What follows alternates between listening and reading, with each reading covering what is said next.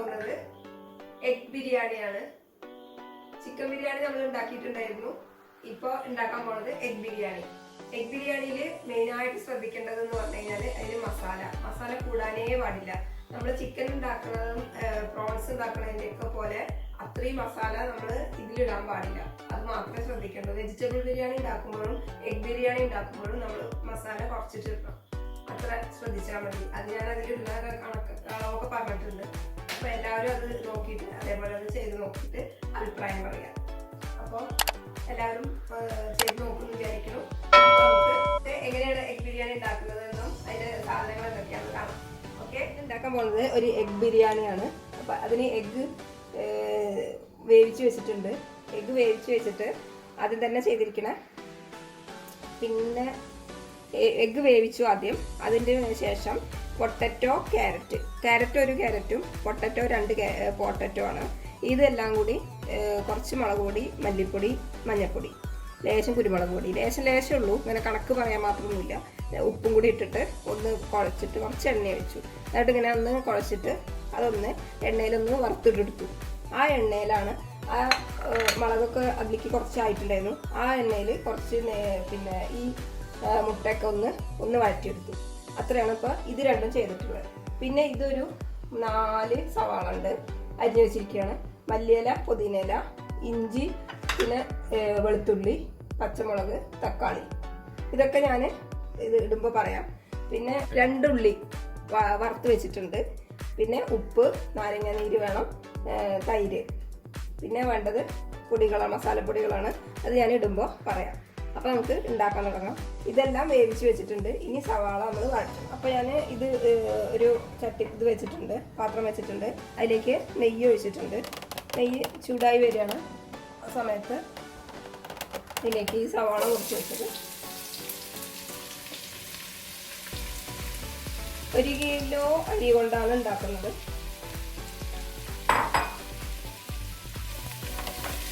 ഇതിലേക്ക് നേരത്തെ കുറച്ച് നെയ്യ് വഴറ്റി വെച്ചിട്ടുണ്ടായിരുന്നല്ലോ, ഉരുളക്കിഴങ്ങൊക്കെ. ആ ഒരു നെയ്യിൻ്റെ ബാക്കി ഇതിലേക്ക് ഉണ്ടായിരുന്നു. അത് ഇതിലേക്ക് ഒഴിക്കും. ആ മസാല ഇതിലുണ്ടാവും, അത് എനിക്ക് ആവാൻ പറ്റിട്ടാവും. ഇതിലേക്ക് കുറച്ച് ഉപ്പിടുക, പെട്ടെന്ന് ആവാൻ വേണ്ടിയിട്ടാണ്.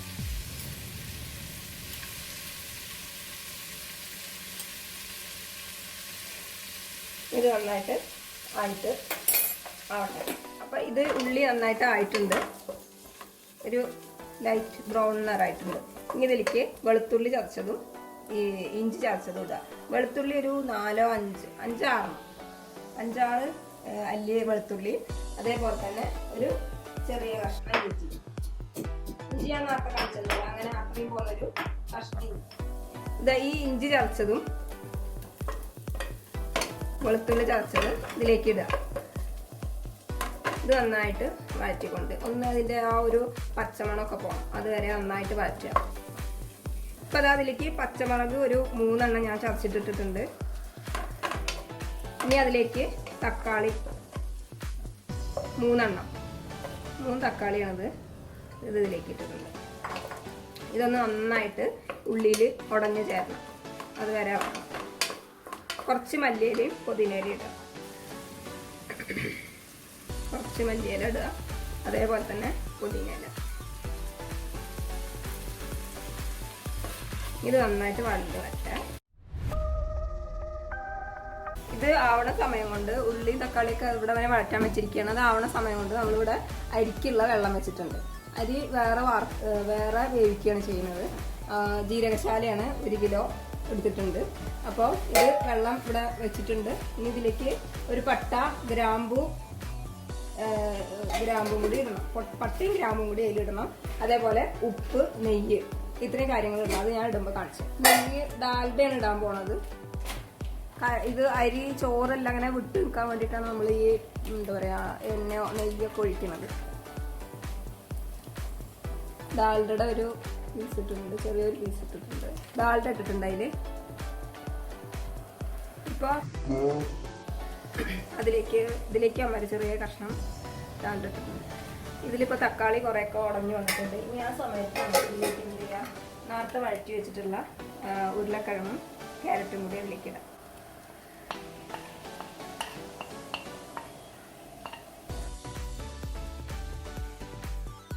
ഇതിൽ വെള്ളമൊന്നും ഒഴിക്കണില്ല. ഇത് ഇതിൽ തന്നെ കടന്നിട്ട് വേവണം. ഈ ഉരുളക്കിഴങ്ങും ക്യാരറ്റും കൂടി ഇതിൽ കടന്ന് മസാല കടന്നിട്ട് വേവണം. എന്നാലാണ് ഇതിലേക്ക് മസാല പിടിക്കുന്നത്. അപ്പോൾ അതിൻ്റെ കൂട്ടത്തിൽ നമ്മൾ ലേശം തൈര് ഒഴിക്കുന്നുണ്ട്. 1/2 കപ്പ് തൈര്. അതേപോലെ തന്നെ പിന്നെ ആവശ്യമുള്ളത് മസാലപ്പൊടികളാണ്. മഞ്ഞൾപ്പൊടി ഒരു 1/4 ടീസ്പൂൺ മഞ്ഞൾപ്പൊടി. ഇത് 1.5 ടീസ്പൂണ് മുളക് പൊടി. ഇത് മറ്റേ നമ്മൾ സാധാരണ ഉണ്ടാക്കുന്ന ബിരിയാണിയുടെ അത്രയും മസാല ഇതിലേക്ക് ആവശ്യമില്ല, അതുകൊണ്ടാണ് ഇത്രയും കുറവിടുന്നത്. പിന്നെ അതേപോലെ തന്നെ മല്ലിപ്പൊടി 1.5 ടീസ്പൂൺ. പിന്നെ അതേപോലെ കുരുമുളക് 1/2 ടീസ്പൂണ്, ഗരം മസാല 1/2 ടീസ്പൂൺ. ഇത്രയും സാധനങ്ങളാണ് നമ്മൾ ഇതിലേക്ക് ഇട്ടിട്ടുള്ളത്. ഇനി അത് നന്നായിട്ട് വഴറ്റാം. ഈ സമയത്ത് ഇതൊന്ന് ഉപ്പുണ്ടോ നോക്കണം. ഈ ബാക്കി വന്ന മല്ലിയിലയും പുതിനയിലയും കൂടി ഇതിലേക്ക് ഇടാം.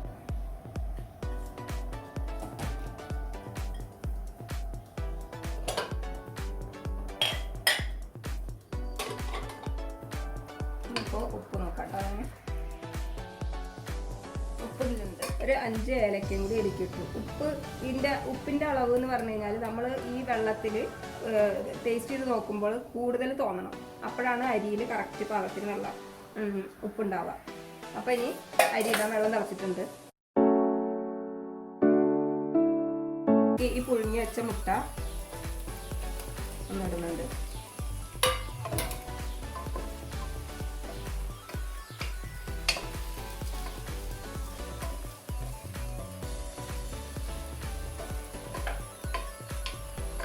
വേവിച്ച മുട്ട അതിലേക്ക് ആക്കിയിട്ട് ഇതൊന്നിങ്ങനെ മൂടി വെക്കുക. സിമ്മിൽ വെക്കണം കേട്ടോ.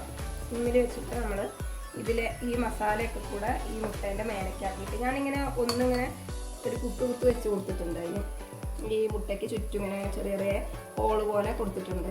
അതിലേക്ക് ഈ മസാല കയറിക്കോളും. അതിന് വേണ്ടിയിട്ടാണ് നമ്മളിങ്ങനെ ചെയ്ത് വെക്കണം. ഇങ്ങനെ ഇതിനെ മൂടി ഇങ്ങനെ വെക്കുക. എന്നിട്ട് കുറച്ച് നേരം കൂടി ഒന്ന് ലേശം നേരം കൂടി വെച്ചാൽ മതി. ഇനി നമ്മൾ ഈ ദമ്മിടാൻ പോവാണ്. ദമ്മിടുന്നത് ഈ കുക്കറിലാണ്. എങ്ങനെയാണെന്ന് കാണിച്ചു തരാം. അതിന് വേണ്ടിയിട്ട് സവാള ഇങ്ങനെ മുരിച്ച് വെച്ചിട്ടുണ്ട്. അതേപോലെ തന്നെ ചോറ് ഇതാ. ഇനി ഈ ചോറ് വെന്തയിലേക്ക് നമ്മൾ ഈ ഒരു നാരങ്ങയുടെ നീരാണ് അത് ഇതിലേക്ക് ഒഴിക്കുക. ഇനി ഈ കുക്കറിലേക്ക് നമ്മൾ ആദ്യം തന്നെ ചോറ് ഇടുകയാണ്. നെയ്യ് കുറച്ച് ഒഴിച്ചിട്ടുണ്ട് അതിൻ്റെ അടിയിൽ പിടിക്കാതിരിക്കാൻ വേണ്ടിയിട്ടാണ്. അപ്പോൾ അതിലേക്ക് ആദ്യം തന്നെ ഒരു സിമ്മാക്കിയിട്ട് വെക്കുക.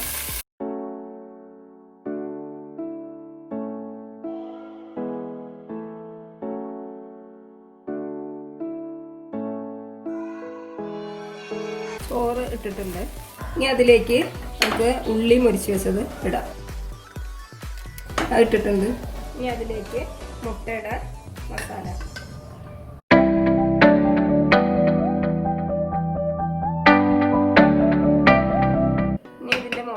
വീണ്ടും റൈസ് തന്നെ ഇടുക. അപ്പോൾ ഒരു രണ്ടാമത്തെ ലെയറും കൂടി നമ്മൾ ചോറ് ഇതിലേക്ക് ഇട്ടിരിക്കുകയാണ്. ഇനി അതിൻ്റെ മുകളിൽ ബാക്കിയുള്ള മസാലയും കൂടി ഇടാം. ബാക്കി വന്ന മസാലയും കൂടി അതിൻ്റെ മുകളിൽ ഇട്ടു. അതിൻ്റെ മുകളിൽ കുറച്ചും കൂടി ചോറുണ്ടായിരുന്നു, അതും കൂടി അതിലേക്ക് തട്ടി. അതിന് ശേഷം നമ്മൾ നെയ്യ് ഒഴിക്കാൻ പോകുന്നു.